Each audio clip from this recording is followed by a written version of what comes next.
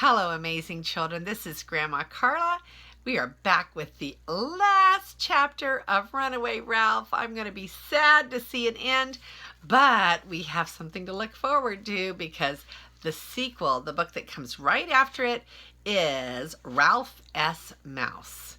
And we're going to maybe read a little bit of that book just for fun to kind of wet our whistles for the next book. Okay, so this is a shout out to Mrs. Johnston and Mrs. Swinney's third grade class.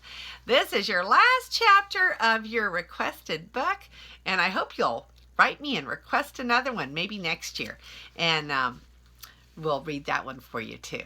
Okay, so this is chapter 9, A Dangerous Plan. I'm a failure, Ralph told himself as the bird chorus announced the dawn and a rooster crowed down by the barn. I am a miserable, rotten failure. Ralph had returned to his perch in the bamboo after a night spent hurrying, scurrying, and worrying. Every building at Happy Acres Camp was built on ungnawable, mouse-proof concrete. Every screen door was above a cliff-like concrete step.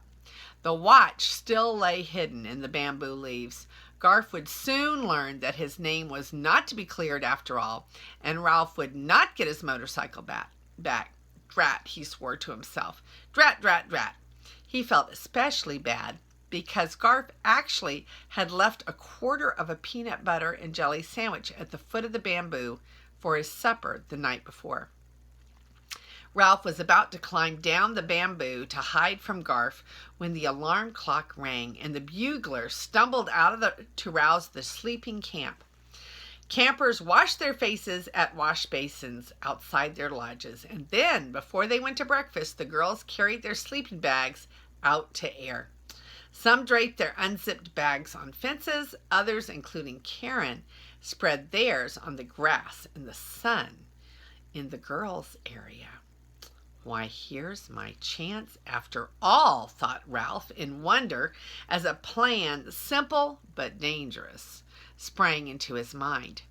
After noticing that Catso was sitting expectantly by the kitchen door, waiting to be fed, Ralph leaped to the ground and found the watch underneath the bamboo leaves.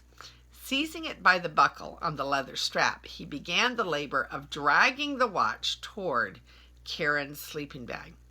The watch was heavier than Ralph had remembered. He pulled and strained and managed to tug it across the gritty path to the craft shop and into the shelter of the grass. The watch slid more easily through the grass, and Ralph soon learned to choose the smoothest way, avoiding clods of dirt and prickly weeds. The campers finished breakfast and came bursting out of the dining hall. Ralph toiled on, pulling the watch toward Karen's sleeping bag a fraction of an inch at a time, knowing that Garf must be searching for him by the bamboo. Ralph began a long, hard detour around a fallen walnut and hoped that sometime Garf would at least know that he had tried, even if he might not succeed. Suddenly, the fur along Ralph's spine began to prickle, and he froze in his tracks. Catso! The hunter's eyes of the cat had caught the movement of the grass. Ralph crouched noiselessly and motionless beside the watch. Catso slunk close to the ground. Moving so quietly he seemed to flow through the grass. Only the tip of his tail twitched. Ralph knew that trying to run was useless. Running would only make the hunt more interesting for Catso and prolong the misery for Ralph. Catso stopped and wagged his hindquarters experimentally, as if he were trying to find the most efficient position for pouncing. Where was Lana? Ralph's life passed before his eyes. His family mouse nest back at the Mountain View Inn, his mother, his Uncle Lester, and all of his brothers, sisters, and cousins, the boy who had given him the motorcycle that had changed his life, the cage in the craft shop, Chum, Garf. Catso crouched even lower. and wagged his hindquarters once more in preparation for the pounce. Ralph's eyes were distracted from Catso by Sam, who trotted purposefully across the grass. If one doesn't get me, the other one will, thought Ralph as he tried to shrink even smaller beside the watch. Surely a dog would not want to crush a watch between his teeth. Sam growled deeply in his throat. Distracted, Catso stopped waggling and stared at Sam. "Get me in trouble, will you?" growled Sam to the cat. Catso stood up, arched his back, and appeared to double in size. "See here, Sam," he hissed. "I'm supposed to exterminate pesky mice." "Not this one," growled Sam, advancing. "He belongs here, and you got me in trouble by letting him escape." "Is that so?" Catso hissed back as he swiped at Sam's nose with an evil clawed paw. "What about me? I'm unjustly accused of eating him." "And what are you up to now?" demanded Sam, and with that question he snapped at Catso, who turned his back and with his tail proudly erect, stalked off towards the craft shop before he suddenly remembered he had not washed lately. While Catso sat grooming his toes, Sam eyed Ralph with interest. "You're a busy little fellow," he remarked, not unkindly. "First a motorcycle, now a wristwatch." He thought a moment before he said, "Say, where did you get that watch? You didn't happen to steal it, did you?" "No, you couldn't. You're too little." "That's right, I'm too little," agreed Ralph. "But Catso stole it, and I'm trying to return it to its rightful owner." He told Sam the whole story, explaining why Garf could not return the watch. Sam glanced at Catso and growled, but Catso merely paused in washing his left hind foot to look disdainfully at Sam, who then said to Ralph, "You're pretty little to be pulling that watch over this rough ground. Maybe I can help you out. Here, let me take it for you." Ralph trembled to see that great snout coming close. He crept away from the watch and stared fascinated as Sam delicately picked up the leather strap in his teeth and trotted over to Karen's sleeping bag, where he dropped the watch on the flannel lining. Ralph crept closer. "Thank you, Sam," he said, genuinely grateful to the big dog. "It was all in the line of duty," said Sam. "Still, one thing bothers me. Boys don't come into the girls' area, but couldn't a boy throw a watch over here? A boy could stand on the other side of the fence and toss a watch onto the sleeping bag. I'm not sure Garf's name will be cleared when Karen finds the watch." "I never thought about that," admitted Ralph, "but give me a little time and I can take care of it." He scurried over to the watch and began to gnaw a hole in the fabric of the sleeping bag. Garf might be able to throw a watch, but he couldn't gnaw a hole. Sam settled himself with his nose on his paws to guard Ralph. Ralph used his sharp teeth so efficiently that he soon had a hole in the dry and tasteless lining.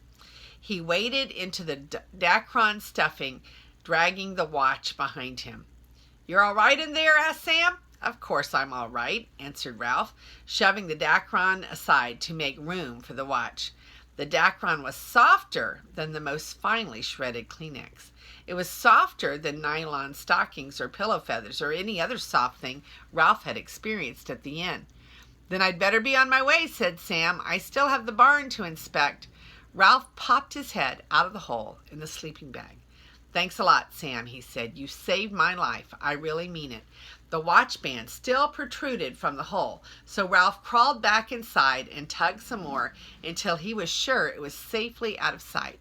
There, when Karen climbed in her sleeping bag that night, she was sure to feel a lump, investigate, and discover her missing watch in a place where Garf could not have hidden it.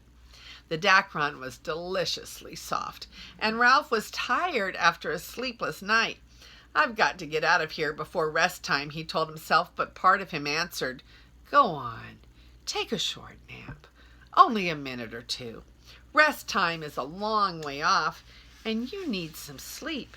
The Dacron was soft and cozy. The sounds of the camp were muffled, and Ralph was tired. The next thing Ralph knew, the sleeping bag was moving. He heard the swishing sound of a long zipper being closed and felt himself being lifted. Then a screen door slammed and the sleeping bag was set down, and a pair of hands smoothed it. Drat, thought Ralph. Now I've done it. He heard the muffled sounds of boots being thrown on the floor. The cot beneath him heaved, and a sudden weight seemed to flatten Ralph, even though he was cushioned by Dacron. Ralph could not help himself. He squeaked. The weight pressing on him was removed instantly. The springs bounced, 2 feet hit the floor, and Ralph heard Karen's muffled voice say, "That's funny. I'm sure I heard a squeak." "It's your springs, silly," said another girl. "No," said Karen. "It was more like a mouse, and it was right under me." "Quiet, girls, it's rest time," said the counselor. "I better get out of here," thought Ralph, crawling out of his Dacron nest and in between the 2 layers of flannel lining. As he started toward what he hoped was the open end, he heard the swishing sound of the zipper. The top of the sleeping bag was thrown back, and Ralph was exposed for all to see. "Eek!" squealed Karen. "It is a mouse, and he isn't even squashed." Ralph leaped to the floor and was aware of a double row of girls staring at him from their bunks. He darted toward an overturned riding boot, realized that he would be trapped inside, and darted the other way, without knowing where he was going. Now all of the girls were squealing. "Catch him! Don't let him get away! Isn't he darling?" "He isn't darling in my sleeping bag," said Karen. Sock-clad feet hit the floor. "Get a wash basin," someone yelled. "Catch him under a wash basin." "Girls!" cried the counselor. Ralph darted this way and that. No matter which way he ran, he met feet. He was frantic. He knew he had to find a way of escape before someone clapped something over him. The screen door creaked, so he knew someone had run outside for a basin. "A hat!" someone shouted. "Where's a hat?" In his panic, Ralph ran up and over a foot in a white sock. Its owner screamed. Sam, alerted by the scream, began to bark. A straw cowboy hat plopped down on the concrete floor, making a dark dome over Ralph. The daylight that shone between the straws seemed to like starlight to a mouse. "Look!" shrieked Karen. "A hole in my sleeping bag! He chewed a big hole right in my sleeping bag!" Sam, frantic to protect the girls, scrabbled his paws against the screen door. "It's only me," squeaked Ralph, but no one could hear him. Ralph was alert, waiting for someone to lift the hat so that he could make a dash, if not for a knothole, at least for the shelter of a bunk. "There's something in the hole in my sleeping bag," cried Karen. "My watch! Look, it's my missing watch!" Feet went padding to Karen's bunk. The screen door opened. 1 set of dog footsteps and 2 sets of human footsteps entered. Those of the girl who had gone for the wash basin and those of someone else. "Girls, what is going on in here?" asked Aunt Jill. "This is supposed to be rest time." Ralph could hear Sam snuffling around in circles with his nose to the floor. The girls all tried to speak at once, but Karen managed to tell about the finding of the watch. "So Garf couldn't have taken it," said another girl. "And we have the mouse in person right here under that hat," said another. Sam's nose came to a halt at the hat brim. "Hey, Sam, it's only me," squeaked Ralph in alarm. He was relieved to have Sam sit and begin to pant. Ralph pressed his eye to the crack in the straw and saw Sam's long pink tongue hanging out. "But what I don't understand," said Karen, "is how the watch got inside the hole. A mouse couldn't put it there." "You'll never know," thought Ralph with grim amusement. "Aunt Jill, what shall we do with the mouse?" Ralph heard one of the girls ask. "We're going to scoop him up in this wash basin." "Not if I can help it," thought Ralph. "Why don't we give him to Garf?" suggested Aunt Jill. "I'm sure he misses his mouse, and I know his feelings were hurt because some people thought he had taken the watch." "Good idea," agreed Karen. "Well," thought Ralph, "that takes care of a lot of things." When the brim of the hat was lifted and the rim of the plastic basin scraped against the floor, Ralph hopped into the basin and, with hat still held over him, felt himself being lifted. Then the hat was raised a few inches on one side of the basin, and Ralph saw a row of eyes staring at him. Ralph could not help trembling, even though he was sure there was nothing to fear. "He's so little," said one of the girls, marveling. "Aunt Jill, he looks an awful lot like Garf's mouse," said Karen. "You don't suppose?" "Our mouse looks pretty much like another. One mouse looks pretty much like another," said Aunt Jill briskly. "Now, girls, back to your bunks. I'll take the mouse to Garf." Darkness fell on Ralph as she replaced the hat over the basin. Ralph felt himself being carried out of the girls' lodge and past the craft shop, where he could hear Chum gnawing at the bars of his cage. Poor old Chum. He heard the door of Garf's lodge being opened. "Garf," whispered Aunt Jill, "wake up! Wake up! I have something for you." "Huh?" said Garf sleepily. Waking a sleeping boy on a hot summer afternoon is not easy.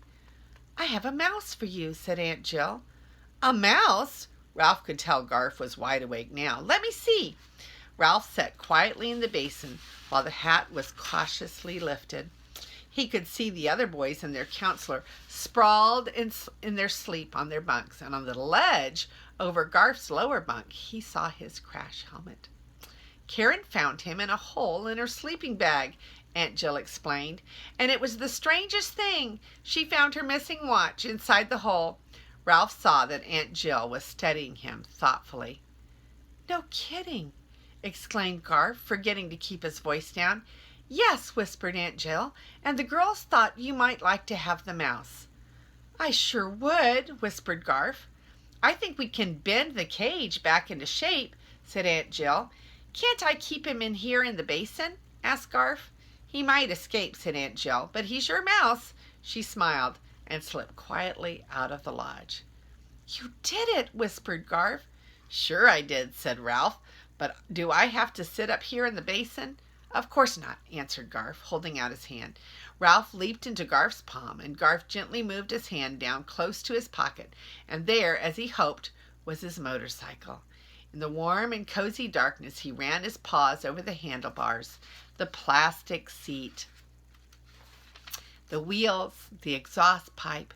The motorcycle was intact, and it was once more his. He had earned it.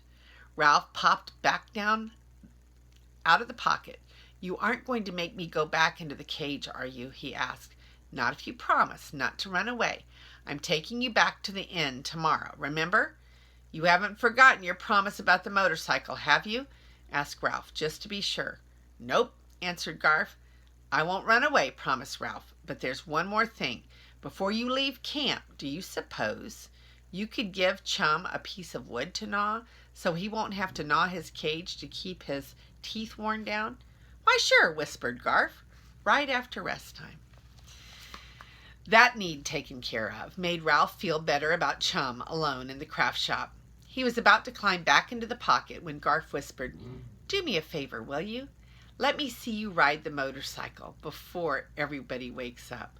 "Sure," Ralph was happy to agree with this request. Gently, Garf lifted Ralph and the motorcycle to the floor. Then he handed down the crash helmet, which Ralph set on his head, and securely by snapping the rubber band under his chin.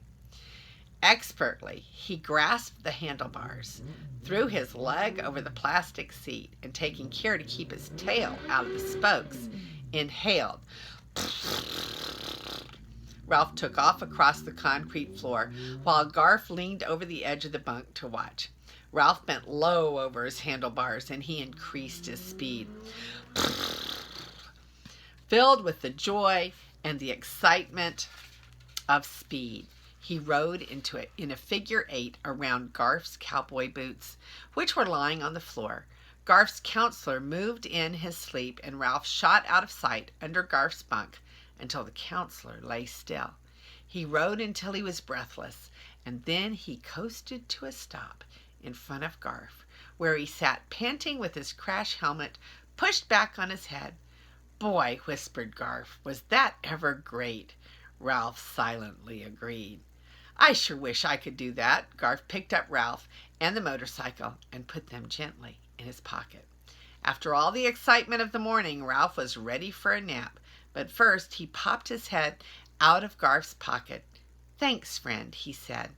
"And by the way, don't roll over on me during rest time." "Don't worry," whispered Garf. "I'll get you back to the inn in one piece, and your motorcycle, too." And that is the end of the last chapter of Runaway Ralph. So, what I like to have my children write is, what do you think happened next? We came to the end of the book, and Garf is going to take him back to the inn where he'll see all of his mother and uncles and cousins and brothers and sisters. But what do you think is going to happen next? Well, next time we'll read the next book, which is Ralph S. Mouse. So, in a week or two, I will put that one on my channel also. And that is exciting to think about because I really like Ralph the Mouse, don't you? Well, we haven't looked at our pictures yet, so let's look at our pictures because this was a long chapter with lots of pictures. Okay, so let me get to the first one here.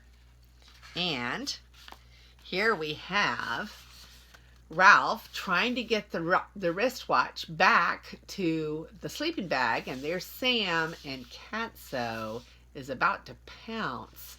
But Sam saves the day, doesn't he? Catso he looks like trouble. I guess for a mouse, any cat would look like trouble, but Catso just looks kind of mean. Aw, and here's where the girls found the mouse, and they got him underneath a wash basin. Let's see. Yep, that looks like it's the hat. They have him under the hat in that picture. One girl doesn't want to get down off her bed. Can you see her there in the back? She doesn't want to get anywhere near that mouse. She's up on her bunk bed. And let's see what the next one is. Oh, so here is Ralph with Garf explaining how he had done the returning of the watch. And I think they're really becoming good pals now, don't you? That's why I say you need to maybe write a little story about what you think is going to happen next. And there is Ralph, very, very, very happy, back on his motorcycle with his helmet, and extremely happy that he's going to go back home to the inn. That is the end of Runaway Ralph. And this is Grandma Carla, and I love you.